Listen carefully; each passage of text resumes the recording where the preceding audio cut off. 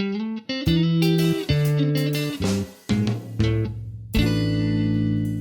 い、こんにちは、岩根です。今日は3点投資のお話をしたいと思います。2点投資とか1点投資で平行として扱うべきだった高さに対してパースがかかるっていう。で、一番典型的なのは2点投資と同じく、こういう高いビルなんかの描写に使いやすいですね。こうだいたいこういう風な感じで。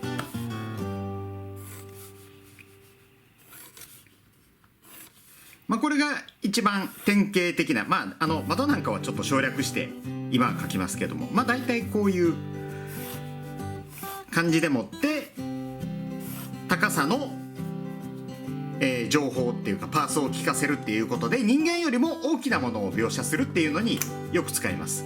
で、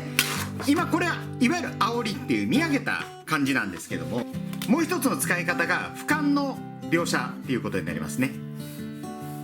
簡単に言うとこういうふうにビルを見下ろすということで、1点投資2点投資が分かって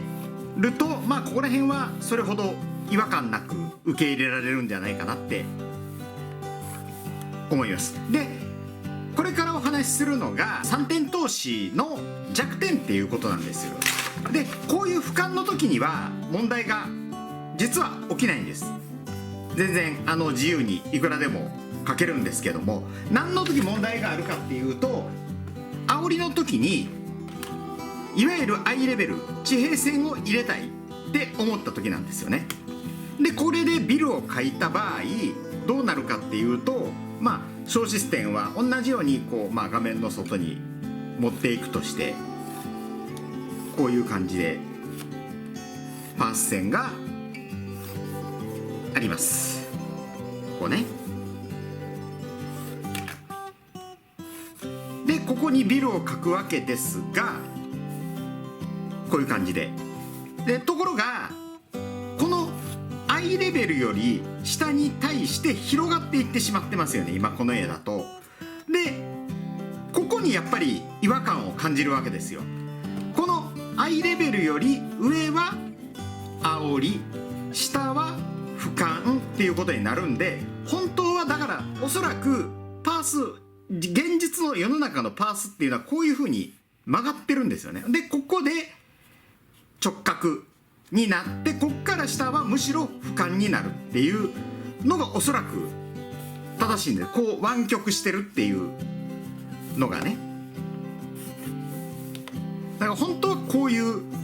図が正しいんでしょうけども、それを定規で書くことによって簡単にするっていう透視図法の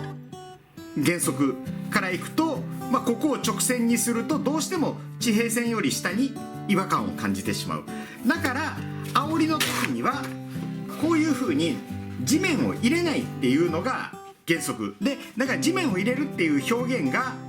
基本的にはできないっていうのがこの3点透視図法の弱点だと思います。とにかく少なくしたいっていうことであれば、可能な限り地平線を下の方に引く、なおかつ湾曲させたりして、要するに一種のごまかしですよね。こういう風にすることでなるべくここの面に目がいかないようにする、極端にアイレベルを下げてやるっていうことで、この違和感を多少緩和することはできるかなって思ってます。でも原則的に言えばやはりこういう風なトリミングする形で地面は入れない、おそらく自然な意味での正解だと思います。で、これまでいろいろとお話し、3点透視図法っつっても基本的にはその高さが加わっただけなんで、あんまり大きな差はないんで話としてはこれで終わってしまうわけなんですけども、もう一つ3点透視図法の特殊なあり方っていうので僕が思うことなんですけども、例えばビル街の描写があったとして、こう高さをねこういう風にして、で奥へ向かっていくっていう時にこういう風な感じで奥に向かってビルが連なっていくっていう描写、大きな道路とかだと、街中の道路だとあり得るようなこういう風なのがあったとして、だから一点透視図法なんですよね。こう奥に向かってのパースが効いてるっていう。今まで言った3点透視図法っていうのは高さと、直角の右方向左方向だったわけなんですけども、こう奥に対してなんで、これは一点透視に近いんですね、考え方としては。ただこのワイド感を出したいから、本来一点透視だとまっすぐ扱うっていうこの左右のビルの高さっていうか、ここは本当は平行なはずなんですけども、ここをあえてこういう風に斜めにするっていうのを僕はよくやるんです。こういう風に。だからさっき言ったみたいに、おそらく世界のパースっていうのはこういう風に湾曲してるんですよね。なんでここのど真ん中に物があった時に湾曲してると、やはり違和感が大きいわけなんですけども、こういう左右に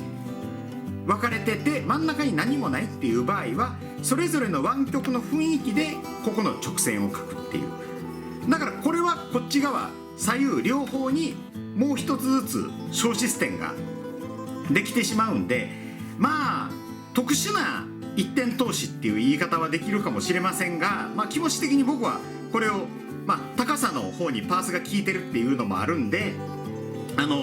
気持ちの上で3点透視っていうことで魂の3点透視と呼んでます。同じくもう一個魂の3点透視、例えばものすごく高さがあって奥に向かっていく、回廊のような描写。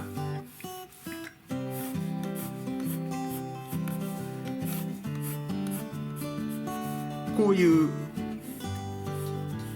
奥へずーっと続いていく、ものすごく遠くまで続いている回廊で、なおかつ高さがある場合、やはり上に小シス点を持ってきて、これの場合左右はまっすぐだとして、奥へ小シス点があるから、小シス点の数だけ言えば2点透視っていうことになるのかもしれないんですけども、これも僕は魂の3点透視と呼んでます。さて、話は変わりまして、同じくレイアウトっていうか、そういう特殊なレイアウトのお話をしたいと思います。僕もよくやるんですけども、迫力を出したいっていう時にものすごく地面の近くにカメラを持ってくるっていう場合、こう湾曲させるんですよね。こう湾曲させて、でキャラクターがこう立ってるような、こういうような感じ、空がこうあるっていうような。でこれって何点透視なのって思うんですけども、これの僕の解釈なんですけども、何点透視かと言われるとおそらく1点透視なんですよね。で魚眼レンズで真上を撮ったら、こう地面がこう映るわけですよね。周りに丸く広角レンズ、超広角レンズ、魚眼レンズっていうのはものすごく視野が広いんで、周りの地面がこう映るわけですよ。でそこに立って、真上にもし太陽があったとして、立ってる人が全部この太陽に向かって立ってる、こういう感じだから、太陽ここを小シ点とした一点透視図法で撮った画面をこういう風にトリミングしてますよっていう解釈であいうえを描いてます。だからこれが何点透視って言われたら一点透視かなと思うんですけども、あんまり自信はないです。もうね、ビルとかやっぱりここ3点透視で描く、もし後ろにビルがあればね、ことになるんで、これも3点透視の特殊な用例なのかなって思うけども、あんまりにもレンズが特殊なんで、一点透視っていう考え方でも悪くはないのかもしれないです。でこれも同じく以前ご説明した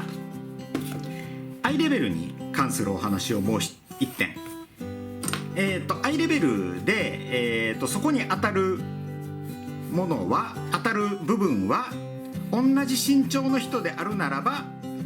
同じ場所っていうお話をしました。こういうような感じで、ここを小数、ちょっとこの長さが違うなと、これでどんどん人間っていうのは増やしていけるわけですけども、必ずしもキャラクターって一直線上に並んでるわけじゃなくて、ここら辺に立ってたり、あるいはここら辺に立ってたりするわけじゃないですか。でその場合はどこが適正な位置かっていうのは、こっから伸ばしていく。例えばこっちのこのキャラクターで頭の位置を優先して決めたい場合、こっからアイレベルに対して平行に線を引いて、まっすぐ垂直に線を下ろして同じくこっちへまた戻してやると、ここが適正な高さっていうことになります。で同じくこの位置に頭が欲しいとしたら、こっからアイレベルに対してまっすぐ引いてやる、垂直に下ろす、そこからまっすぐ持っていく。そうするとここが適正な位置っていう風に決定することができるっていう。地平線が見えてない時のキャラクター、2点通しなんかでパースがついてる時のキャラクターの足の位置の決め方、1人目をここに置いたとして、2人目をここら辺に例えば頭を置きたいとした場合、この人の身長はどれぐらいが正しいかっていう時には、パース線に沿ってまずこう伸ばします。こういう風に。で今度はこっち側、この人の頭からこのパース線に従って伸ばします。でここの交点で、こっち側違う、ここが交点、ここでこっから垂直、3点通しの場合はこういうパースがついててもいいんですけども、この垂直に下ろして、こっから2点通しのもう1個のこの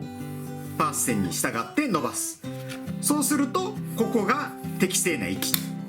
こっからここまでが、この人とこの人が同じ身長であればこういう風な感じで位置を求めることができますんで、地平線があるとそこに大体同じ位置が来るっていうことが分かりやすいんですけども、こういう地平線が写ってない場合はこういう風にして求めてやるといいと思います。さてパースの仕上げとして、パースにきちんと人を乗せるっていうのが意外と難しいんですよね。難しいけど、特にアニメーションとか漫画とかだとやはりそこは避けて通れないっていうところがあって、でどうやったら乗るかなっていうのも、これはある程度経験でやっていくところはあるわけですけども、こういうふうに例えば俯瞰の3点透視図法のパースがあるとして、ここに人間を乗せるときにやはりもうこの傾きを常に意識していただくと乗りやすいのかなって、こういうふうに。ただ問題は以前お話ししたポーズのことでもそうなんですけども、人間なかなかこういうまっすぐな立ちポーズってあんまり自然じゃないんですよね。で実際問題いろんなポーズを取らせることになると思うんで、じゃあね、こうやって必ずしもパース線通りに全てのパーツがまっすぐっていうことはありえないんで、じゃあここら辺はどうするのかっていうと、もうここら辺になってくるとやっぱり感覚かなっていう感じがするんで、まずはこのパースに沿ってまっすぐ棒人形のようにまずキャラクターの当たりを描いてから、そこから自分なりにポーズをつけていくっていうやり方。まずはこれを描いて、でその後ポーズをどういう風になるかなっていうことを考えながらつけていくと、このパースに乗った絵っていうのが描きやすいのかもしれないですね。で、レイアウトの時、これはもうパスとはあんまり直接、関係なくはないけどもの時に、最初にまずあんまり背景をガチガチに決めない方がいいですよっていうことですね。特にキャラクターが2人3人いる場合、1人なんとなく描いて、まずそれに合わせて背景とかを描いてしまうと、2人目3人目が自分の意図した位置に置くことが難しくなってしまうんですよね。で、これで言うと、本当はここら辺に置きたいとしてもう1人をね。でもこの場合おそらくこれが同じ身長だとすると、アイレベルがこの辺なんですよね。でそうするとこのビルと位置がおかしくなる。でこのビルに合わせて奥のキャラクターを配置するとなると、おそらくどれぐらいでしょうね。こんな感じで、こうなるとフレームに対してあんまりいい位置じゃないですよね。だからこの絵で何が見せたいかっていうと、おそらくビルじゃなくてこの人を見せたい、この人とこの人の関係を見せたいっていうことであれば、ビルはなるべく最後まで描かない。必要なものをまず画面の自分の欲しい位置に並べる。だからそういう意味ではパズルのようになるんですね。最後は自分のキャラクター、自分が置きたいキャラクターをここに置く、置きたい位置にここの人を置く。でこの位置だとまあアイレベルがこの辺なんで、ビルを描くと、でも3点投資にするとさっき言ったみたいなこう矛盾が出てくるわけですよね。地平線入れると。なんでこれを3点投資にせずに、じゃあ2点投資にしようかとか、あるいはここをごまかすために何か別のビルを置くとか、遠くに別のビルを置くとか、何か、まあ、例えば車を置くとか、そういういろんなことをして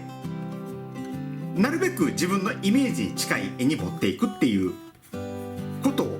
します。まあこれは車だって置ける場合と置けない場合があるんで、まあ、これは例えばなんですけども、そういう風な感じでここから煽ってみたり引いてみたり寄ってみたり俯瞰にしてみたりっていろんなことをしながら、可能な限り自分の欲しい要素を欲しい位置に収めるっていうことをやるんで、なるべくあんまり早い段階で背景決め込まない方がいいような気がいたします。ということで一応パースこれで1点2点3点っていう風に説明できたと思います。また今後アニメとかイラストとかで役立つこういう情報を発信していけたらなって思っておりますので、またその時には動画をご覧くださいませ。じゃあどうもありがとうございました。次の動画でお会いいたしましょう。さようなら。